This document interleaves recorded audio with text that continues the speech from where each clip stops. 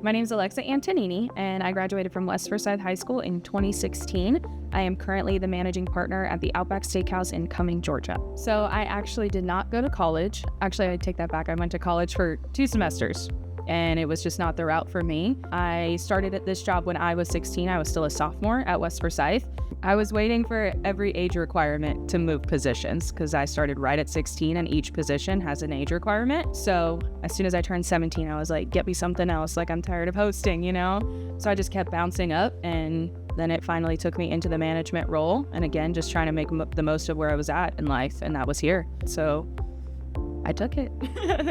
A lot of organization, kind of thought back to my teachers and how patient that they had to be with all different kinds of personalities. So definitely took a lot of respect from that, 100%. But just kind of in the patience aspect, knowing that I have kids that work here and students, and they play sports and they're in AP classes and things like that. So I am also very aware, yes, that they do have a lot going on. So modifying their schedule to what best fits. I tell them every single day, just because I didn't take the college route doesn't mean school is not important. So I hone in on that for them very, very intently.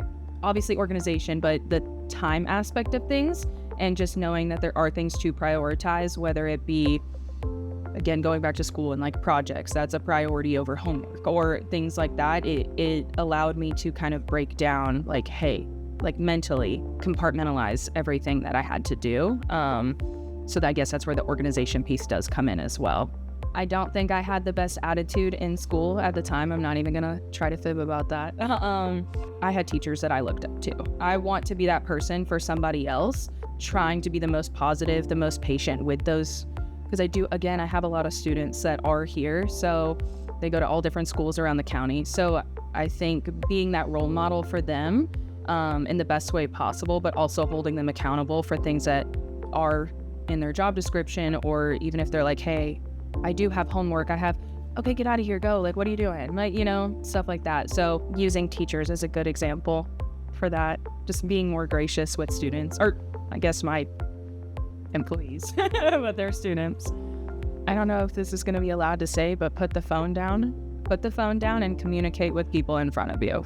That is probably the best thing. I was very shy starting this role. I mean, I was 16, had my phone all the time, all of that, and I was already naturally very shy.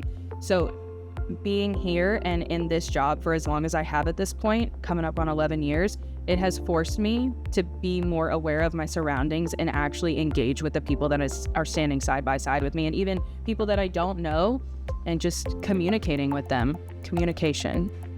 So there were always a couple of teachers that I did have. They were more prominent in my sophomore and junior year. They might not have realized how much of an impact that they did have on me, and that little bit of a push that I did need. I still think about them. I actually thought about them on my way here today. One of them I know is still in the school system.